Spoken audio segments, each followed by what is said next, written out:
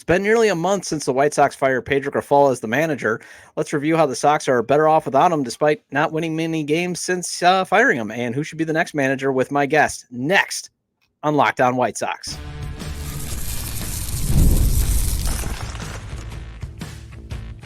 You are Locked On White Sox, your daily Chicago White Sox podcast. Part of the Locked On Podcast Network, your team every day. Hello, I'm your host, Todd Welter, a lifelong Sox fan and the site expert of Southside Showdown, part of the Fansided Network. You can check out my written content at SouthsideShowdown.com, and also I've covered Major League Baseball for outlets such as the Associated Press. And thank you for making the Locked On White Sox your first listen every day. We're free and available wherever you get your podcast and on YouTube, part of the Locked On Podcast Network, your team every day. Make sure to subscribe. Make sure to hit the like button on today's episode and subscribe to the YouTube channel at Locked On White Sox if you've not done so already. And if you can't catch the show on YouTube, follow or subscribe to the show on wherever you get your podcasts, as Locked On White Sox is available via audio on places such as Apple and Spotify. Today's episode is brought to you by Game Time. Download the Game Time app, create an account, and use code LOCKDOWNMLB for $20 off your first purchase. Terms apply. Download Game Time today. What time is it? Game time. Well, a good portion of the fan base would have preferred former GM Rick Hahn hired Ozzie Guillen as the next manager to replace Tony La Russa. Instead, Pedro Grifol fooled Hahn in their interview, and the rest is infamous history. Thankfully, Chris Getz was allowed to fire Grifol, and despite the Sox not winning much after Grady Sizemore took over, Sox seem to be better off. And to discuss how the Sox are still better off and who the team should hire is Ozzie Guillen Jr., one of the hosts of the Blackout Show.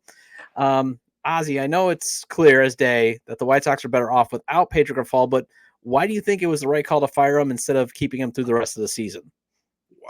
I think, to be honest, I think that it was pointless at the moment where they moved him. I think that they should have moved them way earlier in the season. I think by the moment when he was moved, it was going to be a hard job for whoever took over because of how far just emotionally and playing wise the team had gone.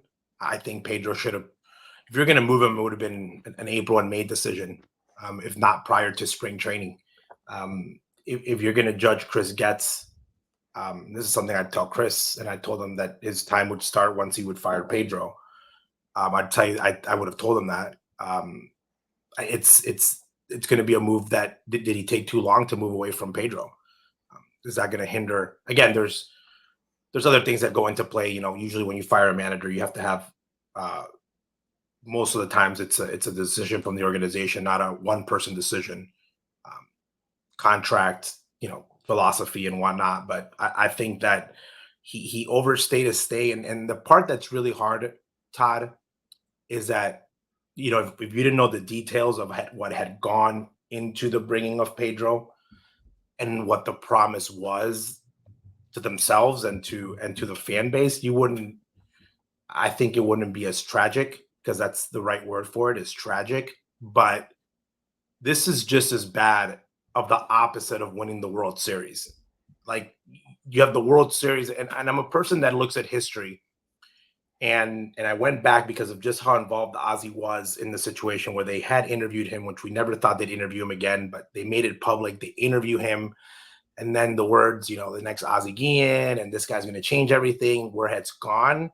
It was a decision that changed the franchise forever. Just like when Ozzie was brought in 2004 for that season, it changed the franchise forever. So it was very similar situations now that you see and look back and comparing both people. In 2003, Jerry Manuel won 86 games.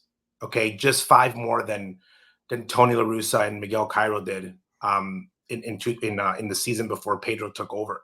Just 5 games. And ironically, looking back, Ozzie lost 3 more games than Jerry Manuel did in 2003. 2004, Ozzie comes in and only wins 83 games, which, again, 3 games less than Jerry Manuel. So I don't know if Kenny might have been entering a panic mode in that moment. I don't think he did. I don't think Twitter was around back then. But I'm sure some fans were like, this guy just did 3 games worse. But that was his guy. And then within 1 year, because of the philosophy and everything that they saw in that first season, things changed.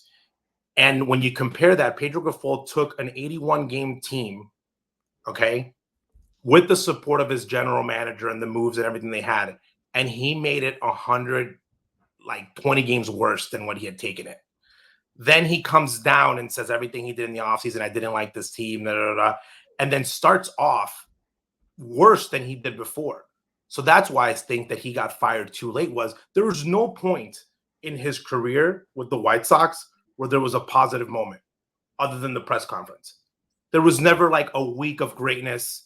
There's like the Luis Robert benching, but there was never like consistent, like, wow, that was a great month under Pedro. Wow, I can see the moves there. It was just like from the awkward press conference where obviously it was like a WWE fight, like stage talking, which you can say, well, he sounded positive, but ever since that moment to his last moment, it was just horrendous. It was just bad. And it was bad because he was allowed to bring coaches in that weren't good. And then the stories that I think that the impact that Rick Hahn in making that decision of a hiring and Pedro not panning out the way that they thought he would pan out has actually made this team be in a worse situation than they ever thought if they would have brought in, if they would have let Tony finish it out or they would have let Miguel Cairo do it. I think that the impact level, like right now, they're in a moment where I don't think they can get any worse. Like, who's going to be the next manager? I'm like, whoever it's going to be, the team has to get better unless they just repeat this year after year. So I think that the impact, just as names for great guys live forever, I think Pedro's name is the new Terry Bevington. Like, I look at Terry now and I was like, Terry was 500. Like, he got white flag. Like, and it's just ironic because White Sox fans hated Tony so much when he got hired, that Tony was a genius. The fact that he took now what we know about this roster to win 90 games just because they could never stay healthy. So it was a combination of both, of like Rick Hahn not signing the right guys, signing the wrong guys. Roster construction was iffy, but then his one hire, the one that, he was smirking about, the one that was going to, be his guy, is the worst manager in modern history for sure. So that's why it's going to be hard. And it's going to be hard because, the hole is just so big that they've let it in, that it's not only a win-loss, it's about culture, it's about development, it's about everything. It's about these guys, they were used to doing things a certain way, and I don't think anybody really learned anything. How did your dad react to Pedro getting fired? I don't think he had a reaction. We wanted him to finish out the season just because we knew whoever would take the position, it was just going to be hard. It's just a hard position to be in, to take over a team that, talent-wise is not where it's at. But I think once he was given the job, finish it out. We thought he'd finish it out. I thought he'd finish it out when he didn't let go in May, and he didn't let go in the All-Star break, and then he had that run for the 22 games, and he didn't get let go. It's like, what's the point? They're writing out Pedro and kind of keeping an eye on it, and then in the offseason they'll make their decisions. But in today's game of baseball, you don't know if the front office still thinks that a manager is great just because they don't think that they have the talent. I just never saw, like, I'll give you an example. I see Mark Kotze in Oakland, okay? And I know people that follow Oakland pretty closely. You don't hear things coming out of Oakland other than, like, the team doesn't have a lot of talent. But you don't see Mark getting knocked every single day on national TV for things that he does or things that he said. There's certain managers like that across the league that are not on teams that are competitive. I'll give you an example. I always forget his name. The guy in the Marlins. Skip Schumacher, who's going to be the Sox top target. Skip, who could be a top contender. Again, he's coming from winning manager of the year. This team hasn't been that great, but you don't really listen to stories of like awkward things happening in the clubhouse, awkward things during games, awkward, press conferences where you're like, oh, that was just weird. Like, what is he like? What? So there's guys that are first year managers that, or in their first five years of tenure, that don't get that negative with teams that are just as bad as the White Sox, maybe just a little bit better, but not that much better, that you see positives coming out of them, the way from the developing as a manager. I never saw that from Pedro. That's me, Ozzie Guillen Jr., me personally, judging a manager from first year to second year. I never saw a linear growth. I never saw him growing with the media. I never saw him growing with the players, where I thought that the players had his back, like Rick Renteria, where I thought the players always fought for him and believed in him until the very end. I think players were actually sad when he was let go. He didn't win games, wins and losses. I think that he was horrendous in-game management. There was nothing that he improved on other than him thinking that he was really good and, like, it was just funny at that point, but I never saw anything positive. I can tell you something positive about Robert Ventura's tenure. I can tell you something positive about Rick Renteria's tenure. Tell you something positive from every single person from the managers that I've seen in my lifetime. I can tell you something positive or negative, or how much impact they've had on the team for the future build on where they were at. He doesn't get any. He doesn't get any. And I think he would be great to go back into a front office, to be honest, because I think he was a great front office guy, the success that he had. I think his personality might be one that's better for front office, where as a manager, you have to deal with everyone every single day. And maybe your personality is the wrong one for that. But you know what? There was only two people, one former player that played with him in Kansas City, was an all-star shortstop, Alcides Escobar, and somebody else that is close in baseball that said, I think they messed up that hire. Everybody else told us he's going to be finding the X's and O's, like he's not going to mess up the game. So from that end, we thought, okay, from a baseball standpoint, you're going to see a solid manager. You might see some things because the roster is not great, but you're going to see some, like a Mark Kotze in Oakland. And that was not the case. That was not the case at all. It wasn't the best hire. And that's why there was consequences and guys got fired from. Like Kenny Williams is no longer with the White Sox. Like, it was a big impact where they made changes from people that we never thought would, we thought they would end their career there just because of how long they had been there and the connection and the success that they had. And because of him, there's changes were made. And that's why you're seeing this roster. And again, it's a combination of him and Rick, but Chris gets his job. Yes, everyone wants that job, but it's not an easy job, that he got. And again, he was a part of it as a minor league director and the different roles that he had, but it's not an easy job. Like where they're currently at is going to take, I guess the word teamwork is a good one, because this team is in a deep hole. It's not about people joke around all the time and they come up to if we're eating at a table and whatnot, and they say, Ozzie, you got to manage again. You got to manage again. And in my head, I always say, manage. I think you need an Ozzie to play. Like you need an Ozzie Guillen.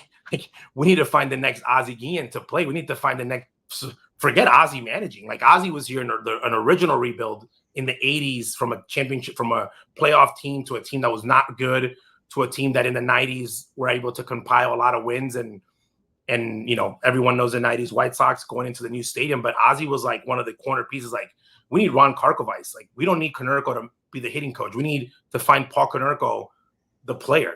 And the guys that have been with the White Sox for a while, meaning success-wise, guys that, you look at the lineup construction and you can say, okay, in the '90s, I know every single player in the position that was there for more than like 4 or 5 years, like an everyday big league player. I think today that's what this team's missing. No one that was managing, meaning that gap from Tony to Miguel Cairo to Pedro. You can lose games, but you can develop players. Okay, because in '86, the Sox lost a lot of games. In '87, they lost a lot of games. In '88, they lost a lot of games. '89, they got a little bit better. But you could see Ozzie Guillen in the construction of guys like him, Ron Karkovice, guys that were in the system that were like, Jack McDowell, guys that they were signing, and you're seeing development under the team. And again, to people that are not that old, I'm outdating myself. But you look historically, you're seeing players develop. Even the White Sox in the 2000s, they win, they develop. It's always about, you can see guys that are here for the future. And I'm not talking about, people always say prospect and they think Frank Thomas, okay? A Hall of Fame career, Derek Jeters of the world. Those guys are a dime a dozen. That doesn't happen every day. But you should be able to develop a big league player, like a solid guy that can play in the big leagues. 135 games is pretty much average now, but 135 to 142 games just give you a season, hit 250, 270, 15, 20 home runs, but be in the field every day.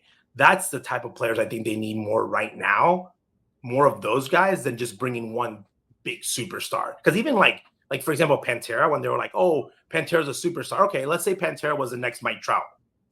The Sox would be Anaheim. Mike Trout was in Anaheim for the best years of his career. They had Trout and Ohtani at one point, and they didn't win anything. So I feel like the when people talk about like all these, they should bring Frank to coach and Konerko, I'm like, they need those guys to be like young again and come play, because the impact that they had from being an everyday player, I think that's what the White Sox is missing the most. And I think that's whoever manages and Chris Getz need to figure out that ASAP to get those guys to play. Like I look at Vargas right now, the guy that just came from the Dodgers, and the first month is concerning. Like, did we trade for a guy that's going to be an everyday guy, or is he going to be a utility guy? Like those are the things, like when you trade for somebody, you got to be able to make those moves, say, okay, this guy can play 100 games for us. Well, and that's the thing. They need to make sure that then they have the scouting to find like your dad, because Jerry Krause found your dad. Correct. There was, like, I'll give you a trade. I had a scenario trade in my head when Cease was available for Oswald Peraza and a couple guys in the Yankees. Just like guys that I knew that if they put in the big league team right now, they would be better than what they had, and they could probably develop for 2 to 3 years in there. And that's, if you can't, when you're making a trade because you don't have the talent within the team that you have in the minor leagues, you got to find out and really, really find out if a guy's a big league guy or a AAA guy. So I'll give you an example right now. Brian Ramos, okay? On a 15-game hitting streak currently. He's going to kill AAA. Okay? He's like AAA. He'll do really good in winter ball. He's like in that middle gap. He just needs to learn how to play in the big league level. Well, how do you learn how to play in the big league level? Oh, it sucks because he's got to give you the job. Usually when you're in a winning team, you don't want to give someone the job because it's going to maybe hurt you in the win-loss column. And I'll give you an example. Ozzie had a really good prospect, probably one of the best defenders with the glove defensively, BA, Brian Anderson. And he got a lot of the grief that the White Sox didn't repeat because, obviously he replaced Rowan, but it wasn't an easy situation for BA. He had to develop in a team that was expected to win 90 games from the beginning. And every day he was developing under fire. So it was like, BA, just catch the ball, worry about your hitting later. That's hard because you're developing, like in the year. It's like bringing Ozzie up in a trade and having him on the 83 White Sox over the 85 White Sox. It's a big difference of expectation of winning and when you're developing. So they should use this time where they use the word rebuild now, but where they're not as good, to bring those guys up and see if those guys, it's like the sink or swim. And that's what they need to figure out with those guys in the minor leagues, the Caros, the Colsons, the Brian Ramos of. They can, AAA's figured out, like, can they do it in the big leagues? Because we know struggles are going to happen. Just got to learn how to adapt those struggles in the big leagues. And that's what they need to figure out, because there's a lot of positions out there that they don't have an everyday player right now. They don't. And when you look at it, you're like, yeah, they got a couple platoon guys there, and like, guys that you can probably hire a free agent and bring him in the middle of the, early in the season. But there's like not someone there that you're like, oh, that guy's going to play there. Like Andrew Vaughn, I know he'll be the first baseman next year. Like they need to find more of those guys, then see what they have, and then start worrying about, okay, let's try to win baseball games now. They got to find the personnel, I think, right now. All right. Well, let's get into who should be the team's next manager. We'll get that after the break. Next on Locked On White Sox.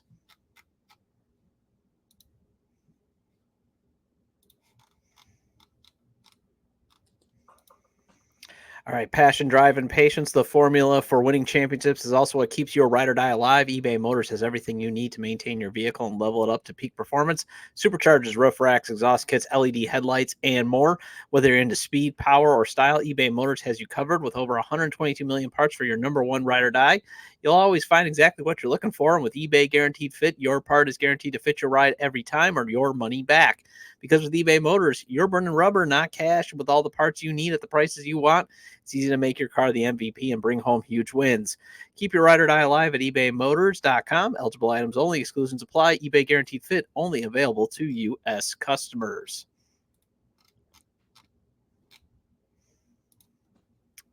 And thank you for making Locked On White Sox your first listen. For your second listen, enjoy the Locked On MLB podcast. Host Paul Sullivan, a.k.a. Sully, is here daily to provide national expertise with his trademark humor to help you get ready for the MLB playoffs. Here in the dog days of summer, prepare for the Fall Classic with Sully, who has it all covered every single day on Locked On MLB, available on YouTube or wherever you get your podcast, part of the Locked On Podcast Network, your team every day. And the White Sox complete a 3-game road series with the Baltimore Orioles tonight. The first pitch is at 5:35 p.m. Central Standard Time. Catch every pitch of the White Sox hometown broadcast with SiriusXM on the SXM app. Search White Sox.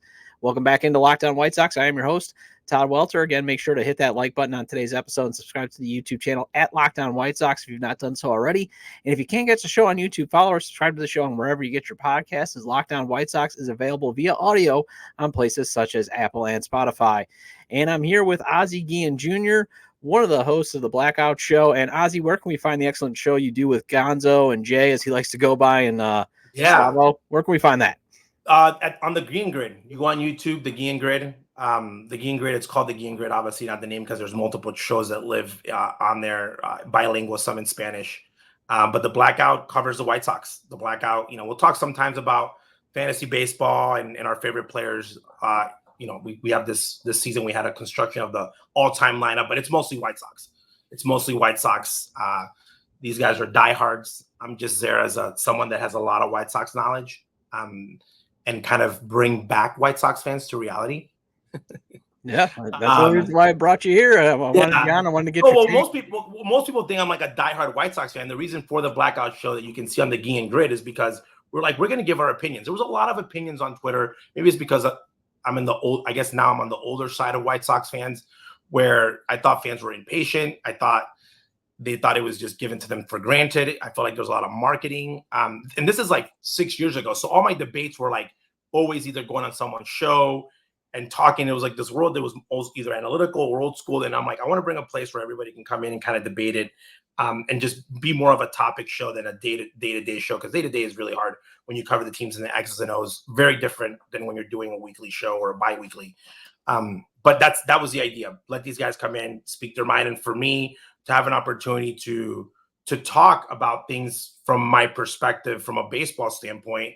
Most people look at it and say, oh, you're coming from an Ozzie perspective. Well, obviously, I learned a lot baseball from Ozzie, but I have been around the game for a long time, been in there, listening, seeing moves, seeing who knew about baseball, who didn't, go on good teams, bad teams, indifferent teams. And this was, it's a study case, man. You can see my tweets from way back in the rebuild where I was like, this is going to cost them later. They're developing them wrong. They gotta, you can't let that go by. And I've apologized many of times already because to the Rick Renteria move, because I was one that said that when the move was made, that it was a good move. Looking back at it now in hindsight, I think that it was done prematurely. I think Rick Renteria was let go early.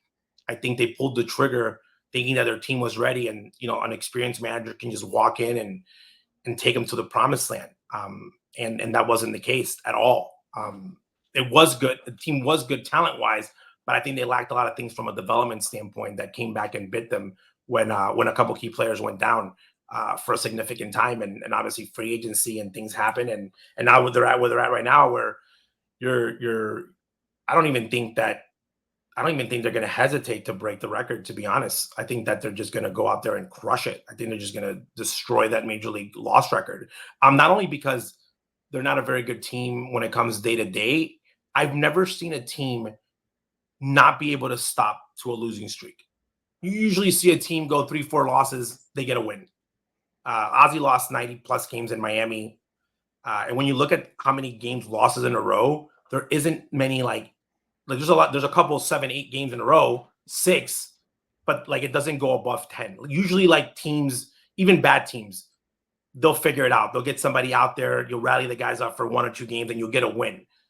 The White Sox have like multiple 15 plus games losing streaks.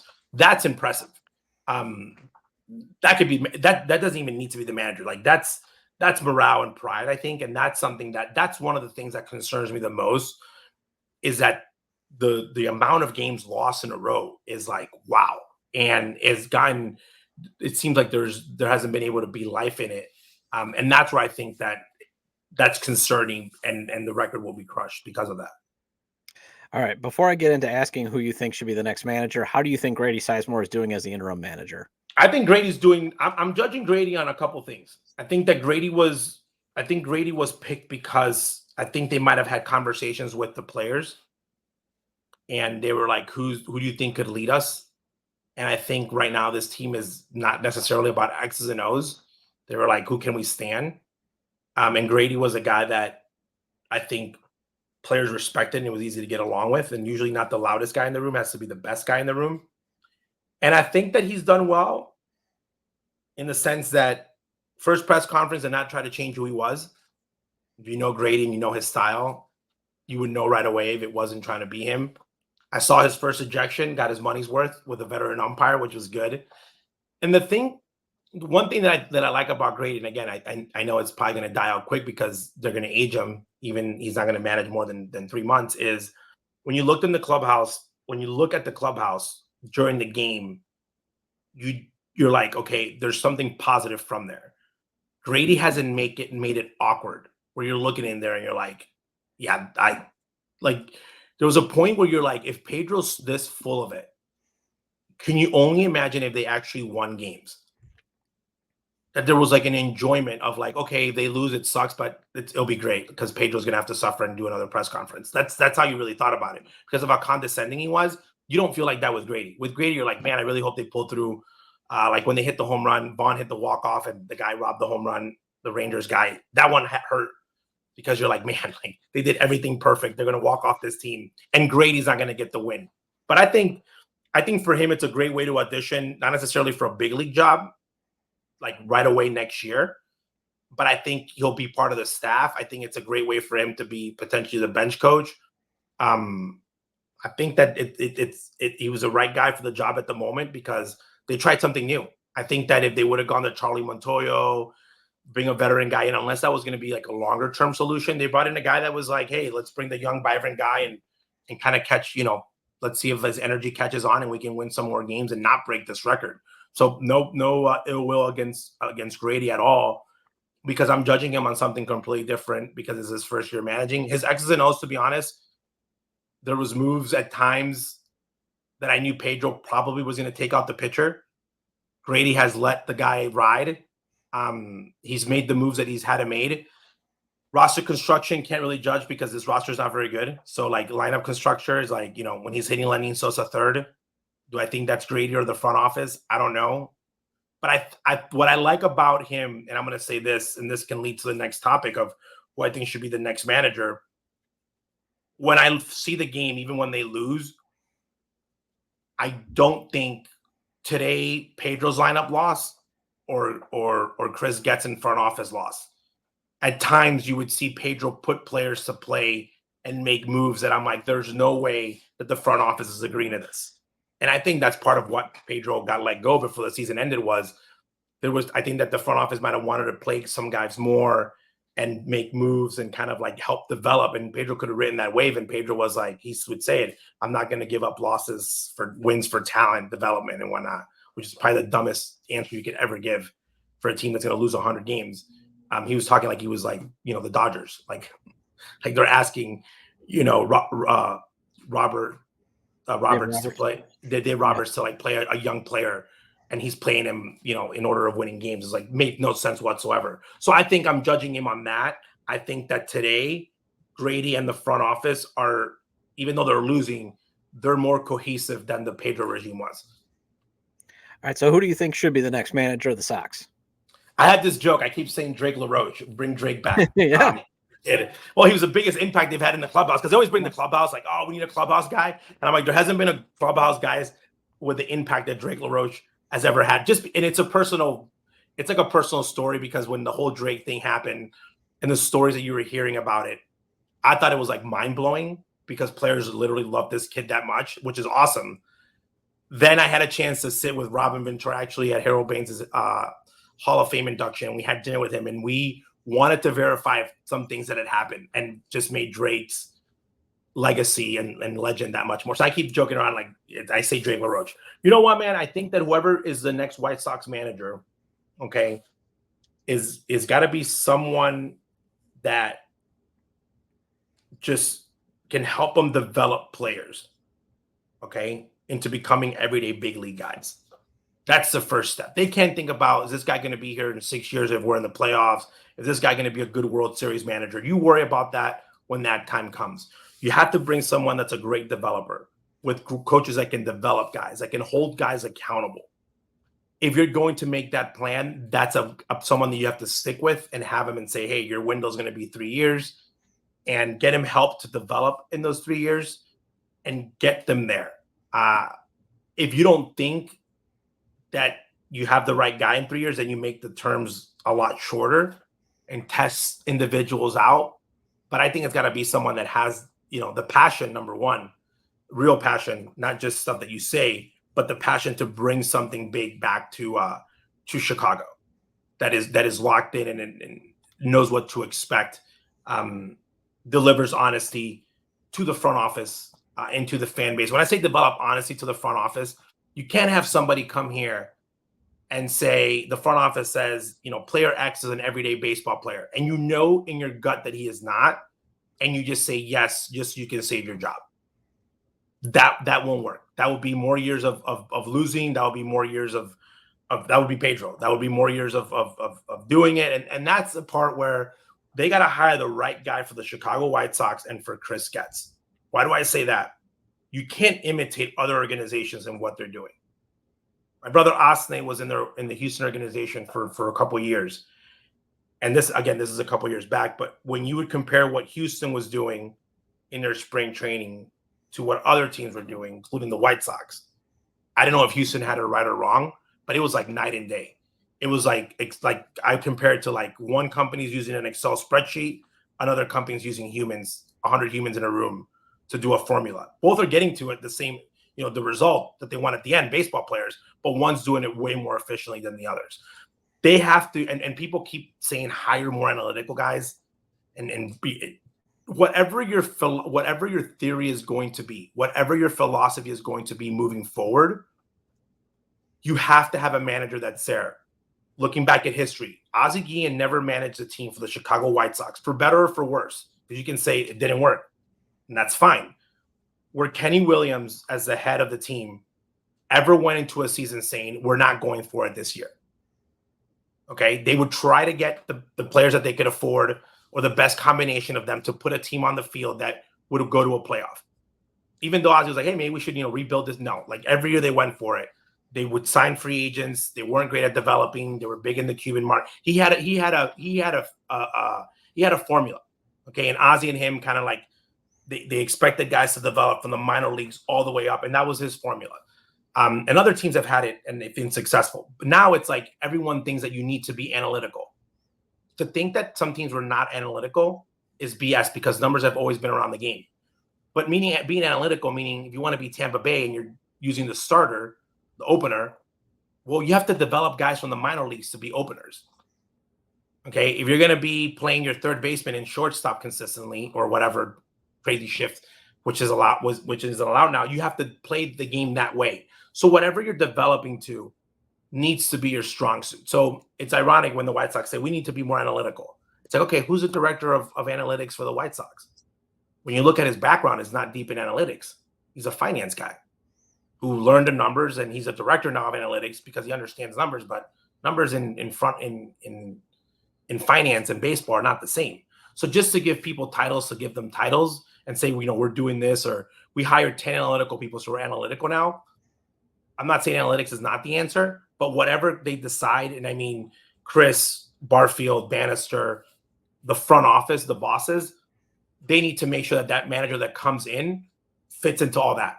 They can't just bring somebody. So if it is Skip, the number one candidate, I think, and I think that the only reason it wouldn't be Skip is because another team offers him more money. It's in a better situation than the White Sox. I think that if the Sox want to land Skip, I think they're going to have to overpay him and overgive him in years. So if they're willing to do that because that's their guy, that's awesome. That's fine. What I like what Chris did, though, and this touches on the Ozzie Guillen topic, is he said already, I have criterias. Regardless if you believe that he is right or wrong, he is the boss. So he is saying, I don't want, it's like when you're doing your dating profile on a dating site. What are you looking for? Are you okay dating someone that's married with kids? Are you not looking for someone that's married with kids? You're looking for somebody that works. Like, he's just looking at his criteria of like what he wants to interview and kind of be set up with. And he said, I don't want anybody that's not in uniform today. So that automatically discards Ozzie. And that's okay. Because if he was going to be an option, I don't think that interviewing him would be an option, meaning like he's either the guy or he's not the guy. Like if you don't know Ozzie at this point, you played for him, you've known him forever, you've been friends, you've talked to baseball about him a million times. You are in a text message. If you don't know that's going to be your guy, then he's not your guy. Same thing with AJ. That relationship is there. You're not really trying to interview like, oh, what would you do? Like, that's not, you don't have to really build a rapport with Chris Getz, him being the general manager. So I like the fact that he gave his criteria as guys that are discarded, and then he'll go out for the hunt. But whoever the next manager needs to be, I need to know where the White Sox front office philosophy is going to be before we say this is a perfect fit for him to manage, just because of how deep they are in the hole. Do I think Ozzie Guillen would be a great manager for the White Sox in this situation? Yes, but different, meaning Ozzie would not take over this team and you're winning the playoffs next year. But do I think he can develop players? Absolutely. Do I think that, he can get people to get them back to 500 and develop them and make them play hard and people's feelings will be hurt? And when Chris Getz in the front office brings a player that he doesn't think is good and his coaches will be very voiceful, that honesty. So if you're looking for someone with those criteria that's not Ozzie, I would like someone that has those, because they need that. They need somebody, you need a voice of reasoning there, kind of like call your stuff out. So that's what I think the White Sox should do. And it's going to be interesting. They're going to be, interviewing across. And I think that they should consider guys that are internal and external if they fit the criteria, and just go out there and talk to guys and have a plan. Not wins and losses, not a title window for the parade, but just like, what do we see our projection with guys that are coming up? And being honest, like, for example, if you don't think there's going to be a shortstop for the next 3 years because Colson's not the guy, then you got to find someone that you're going to sign as a free agent. If it's either going to be a stopgap guy or someone that's going to be here for 2 to 3 years. Again, developing to eventually win a lot of games, but developing players well enough to win games and keep yourselves in the game. Like one of the easy fixes for them is the bullpen. Okay, they've blown 37 leads, maybe more. That's something that you should be able to build a bullpen every single year without spending a ton of money. Again, creating depth, signing guys. It's ironic because Ozzie Guillen, manager, we were in Venezuela, and he sent a couple names of guys that were with us that were free agents in the Tiburones team. And then we went to the Caribbean series where we had a very good bullpen. There was a couple guys that were free agents, and they were like, hey, can you guys just invite these guys to spring training, give them a chance to make the team? They weren't interested, which is fine, but like they got to start looking outside the box of like, where can I find arms and invite people to spring training and kind of like build, this pool of players that you can pick from where you're able to survive. That's what I think the next manager should be able to do. Well, thinking outside the box, I want to talk about the international scouting, which has been very great for the White Sox, and I want to get your take on how the Sox can do better in that area after the break. Next on Locked On White Sox.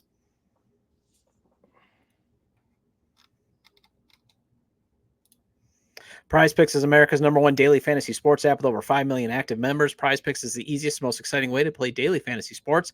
And unlike other apps on PrizePicks, it's just you against the numbers. All you do is pick more or less on 2 to 6 player stat projections and watch those winnings roll in. PrizePicks is the only real money daily fantasy platform with an injury insurance policy, so that your lineups stay in play even if one of your players gets injured. And if your player leaves in the first half and doesn't return, PrizePicks, your picks are still alive. 1 Caleb Williams passing yard gets you 1 win on PrizePicks every week in September. That's right. Only 1 yard gets you an automatic win every football weekend in September. 4 weeks of free W's. Don't miss this deal on PrizePicks because it's gone when September ends. And if you're ready for Bears season, you can select more or less on Roma Dunze at 41.5 receiving yards. Cole Kmet at 23.5. I like the 2.5 receptions too to select more or less on from him. And if you believe in the Bears offense being high octane, those are some good numbers to maybe select more on. Download the PrizePicks app today and use code LOCKEDONMLB to get $50 instantly when you play $5. That's code LOCKEDONMLB on PrizePicks to get $50 instantly when you play $5. You don't even need to win to receive the $50 bonus. It's guaranteed. PrizePicks, run your game. And the Sox might be downright awful, but now might be the best time to actually go to a game since they have the Cleveland Guardians and the San Diego Padres coming into town this month. 2 teams in the playoff race, and there might be a chance that Dylan Cease makes his return to the guaranteed rate mound. And if he does, you want to go, use the Game Time app. Game Time has a new feature called Game Time Picks that makes getting tickets for your favorite live events even easier.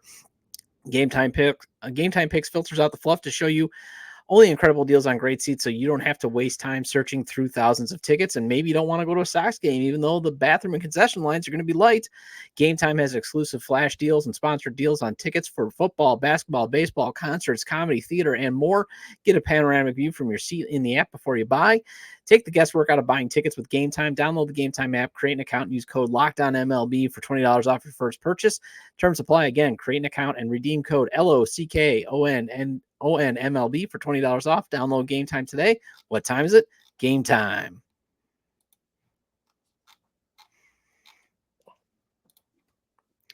And the White Sox complete a 3-game road series with the Baltimore Orioles tonight. The first pitch is at 5:35 p.m. Central Standard Time. Catch every pitch of the White Sox hometown broadcast with SiriusXM on the SXM app. Search White Sox. Welcome back into Locked On White Sox. I got Ozzie Guillen Jr. with me from the Blackout Show. And I think the White Sox obviously can do better in the international scouting department. And how can they improve in that department? Oh, absolutely better. You know, we have this joke where we're Venezuelans, okay, and we always root for Venezuelan people. And Jairo Uriarte just made his debut. He came via trade. Hopefully, one of the last times the White Sox traded with the Padres on a Venezuelan, they got an Ozzie Guillen. Hopefully, Jairo can have a career as successful with the White Sox. We like the kid, and they made a trade for 2 Venezuelans actually, and then the Cease trade, coincidentally, that played for Tiburones for Ozzie and Winter Ball. But so. The international scouting game, the White Sox for one reason or the other, and again they had the David Walder situation and that suspension and whatnot, and ever since that happened, I felt that they never took off to how great they were before. Okay, and I mean, when you look back historically, people always drop we have Jose Abreu. Jose Abreu was a grown man. Okay, it's like advanced scouting. Like you scouted Ohtani in Japan. He was the best player there. Abreu was the best player coming from Cuba. They've had success with Cuban players that have been established, but they have had zero success in developing a Cuban player since maybe Alexei Ramirez. So this focus on we're so good at the Cuban market is kind of jaded. They've had successes with guys that were older, but not a lot. So their focus was big on Cuba for a very long time, and they kind of let the other countries kind of take a back seat in their focus, and you can't do that. And when I say you can't do that is when you look at major league rosters, it's a mix of guys that are international, okay? International now from Asia all the way across. And Asia's a little harder because you're bringing guys already big league prepared. And I guess you could say Freddy was an international signing because he was overseas. But when you're looking at top prospects, not only can you sign top prospect guys from Latin American countries, and that's good that you do that, but then here, I would put it to the equivalent here in the United States. Anything past the 5th round, okay, you can sign players in Latin America, especially Venezuela and Dominican Republic, now obviously Colombia, Panama, Puerto Rico, who's in the draft, that have talent, okay? And when you look at other teams and you look and you see Jackson Chorio with one team, you see Ronald Acuña's brother with the Mets, and you see Venezuelan prospects, and you're like, man, we're the Venezuelan prospects that are signed with the White Sox. The names are not as impactful. And it's because the number of Venezuelan players is not as high as other places. Same thing with Dominican Republic. So I think, number one, I think that when you're an you're the international director of minor leagues, okay? You have your minor league director that oversees everything. But you need to have another boss in the international game. And when I mean another boss in the international game, you can't be here in Chicago majority of the time looking at videos and whatnot. They called me today and said, hey, we want you to be the director of my international. Perfect. Because now I'm just hiring the best scouts to be down there. And I'm making sure that as a director, you got to be down there, okay, in Latin America, looking at the players. And after you're looking at them, you're down there in the Dominican Summer League, and you're looking at your minor league system, because I'm not signing anyone that already fits the criteria of what we already have a lot of depth in those positions. So you need to be in the day-to-day. You're basically communicating with your minor league director, and you're in the office with big meetings. You're not worried about the big league team. That stuff is whatever. I'll see you guys in the meeting. You're in Latin America. you make sure that from a comfort level, from a facility standpoint, you're making sure that the rebranding of signing with the Chicago White Sox is a positive one. Okay, positive when it was Ozzie, it was like Ozzie Guillen's our manager, Latino. Other teams, it was like, we have great housing, we're winning, we got cool uniforms, whatever your branding is going to be. They need to find that and compete in Latin America, because you're competing not only money-wise, but you're competing reputation-wise of housing and where players are staying and who our minor league coaches are, and is this a good team to sign? That all comes into question when you're signing. So you're going to overpay players or build a culture in Latin America where guys want to sign with the Chicago White Sox. Okay. And that's having the right coaches in those countries, developing the right players, and having the person on there and having someone that's there day to day. That's where I think former White Sox players are a huge deal. Guys like Ozzie Guillen, guys like Freddy Garcia, Jose Contreras. You can make a whole list of former White Sox players that you can get involved in the team, not necessarily the big league team. Guys, help me go down there and find the guys that are great to sign them. Okay? Help me develop them. Do you think if you brought Freddy Garcia to a signing of a top Venezuelan pitcher, and Freddy Garcia is the guy that's going to come close you with Ozzie Guillen, you don't think that conversation is going to be a little bit different? And that kid might take, $50,000 less because the development's like, hey, this guy's here. That's what the White Sox need to use outside of the Oregon. Whoever comes into the international game has to think outside of the box. Why? The Chicago White Sox are never going to spend like other teams. And that's something that they need to realize and say, okay, we're not going to spend like the Yankees or the Dodgers, whatever. But like, what do we have in our power that we can use to lure players in and really build this culture of what we have? So if it is, the pitching development, the program that Bannister is bringing. So I'll give you an example. If I'm a father in Latin America and I have a choice and my son's a pitcher and the Cleveland Guardians are on the table versus any other team, I'm probably going to sign with the Guardians. Why? My son's a pitcher and they're great in developing pitching. It's like if I was picking a school for them and they were the best at what my son did from career-wise. That's what they need to. That's what the Sox need to do when they look at the international signing, because you have to sign by volume. You need to also sign prospects, and you need to look beyond the 16 and older signing. There's a huge gap in Latin America. Players between the ages of 19 to 25 that have been released at least once, that once they sign and they're released, they never think about them ever again. They don't scout winter ball leagues, okay? They rarely look at any other leagues. They don't sign them. They're like, it's not worth it. Those guys, you have to, at the moment, the position that you're in right now with the White Sox, you have to be a place where guys go for second chances. If a guy's throwing hard enough, if a guy's developing hard enough, bring competition to your top players. Stop giving guys titles and saying, this guy's going to be the future third baseman in this year. That's good for a board. Let them go in there and compete. Okay, bring your Dominican Summer League guys to compete versus your first rounder, and really look at them and scout them. Really use your analytics department and find the hidden gem in the kid that's not a top prospect in Latin America, but you're in a tryout and you're like, wow, these numbers are like really good, but the kid maybe hasn't figured it out. All that work, they need to work just as hard as Chris does in building the big league team and making the big league team better, so that in 4 or 5 years, they're not in the same situation that they're in now. That they build a pipeline that's strong enough that, at any given moment, I can trade all my pieces and get something in return, or I can bring these guys up. And it's like the St. Louis Cardinals were like this for a long time, Minnesota Twins, Braves, where you brought a guy up. He wasn't a superstar, but he was big league ready. And that's what WAR was supposed to kind of mean. The number is wins above replacement. So like the development of those players, we really need to see not only more Latino superstars with the White Sox uniform that are homegrown, but also players that are filling in those roles. And it's been a while, man. It's Jose Abreu, but like a homegrown guy like a Magli Ordonez, Carlos Lee, that were like homegrown White Sox talents. It's been a while since the White Sox have had a Latino homegrown player be an everyday guy that's been impactful. And that's very hard to do at the levels that guys are getting signed now. So I don't have anybody that I would be like, hire this guy for the international minor, but whoever when Jerry is hiring somebody, and obviously Chris, it's a part of this. When you're hiring someone for the international director position, I would take it just as serious as if I was hiring a general manager. That's how big the international market is, and whoever takes that job is like someone that I would hope that would probably be GMing somewhere else.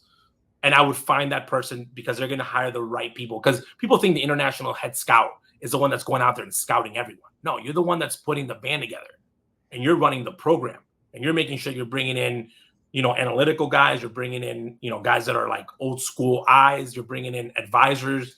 That whole part of the business needs its own advisors, needs its own, own kind of pipeline building in, just like the draft side does, because it's important. It's really hard in today's baseball to build just with drafted guys, just with international guys, just with analytics, just with scouting. Your base has to have everything covered. And there's always going to be one base that gives you more than another one, but you need to have all your X's and O's covered. And then obviously from an org standpoint, at the top level, all those things come together, but there needs to be Spanish word jefe, a boss that runs that vertical. Just like there needs to be a boss in the analytics, big league and whatnot. And that's what, if I was the owner and I was thinking long-term, that is something that I would like to get taken care of just as much as fixing the big league team, because it all comes together. Because the only way you fix this without a minor league system is spending $350, $400 million a year on your lineup, because you have to bring in free agents. And now it's harder. Again, I know Chicago's a beautiful city and it's a big market team, but it is a cold place. Okay. There are other options. So you're going to have to overpay. And players now are like players that come to the White Sox, their careers don't end up, thriving. They end up usually coming here and kind of ending. So players know this. Players, they keep tracks of what has happened to players that have come here before. So you have to oversell. So not only are you playing in a team that's not winning now, you're going to have to oversell, which means overspend. So you're going to have to spend more when you already were not spending enough, in quotation marks. So that's the importance, man, of the pipeline of international and minor league play. And when I'm talking about international, I'm talking about like young players. I'm not talking about Ohtani 2.0 or whoever's in the market that year from an international player standpoint. Like, for example, when they traded Moncada here, Moncada was a grown man. Like, he's coming as a top prospect. Pantera himself, they take credit for Pantera. Pantera was a grown man when he came over there with a huge bonus from Cuba. So I'm talking about a true development of an everyday backup player in the big league that can impact on a day-by-day basis. That's huge. And that's a very good question that no one ever brings up, of the importance of the international scouting department and what they're doing down there. All right, well, that wraps up this edition of Locked On White Sox. Thank you for making Locked On White Sox your first listen today. Now go check out Locked On MLB podcast. Prepare to the Fall Classic with Sully, who has it covered every single day. You can find the link to Locked On MLB in the description, so you don't need to search. Part of the Locked On Podcast Network, your team every day. I'll be back tomorrow to discuss players that should not come back next season. Feel free to leave comments about today's discussion with Ozzie Guillen Jr. You can leave them at the episode page on YouTube, X formerly Twitter at ToddJDub, or at Locked On White Sox. Email me at lockedonwhitesox@gmail.com. And Ozzie, where can they find you? They want to... We're at obviously my handle, Guillen Jr., but you can find me at Guillen's World on Twitter and on the social media. That's like the show account, and then on the grid, the Guillen Grid, our channel that includes the Blackout, and you can see our posts. We go live, which it gets quite interesting. But join us. It's going to be a fun year. It has been a fun year, even though we've lost. We had a great time. And you're talking about going to games and doing shows. I'm a huge baseball fan. I'm seeing this as a historical year of bad.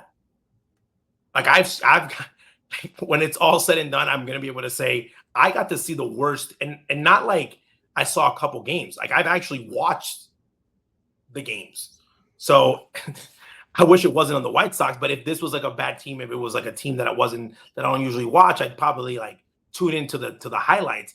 I'm learning a lot from like what a bad team is and isn't, and that's something that you guys and going to the game, it's history is being made. All right, well, have a great day. See you tomorrow.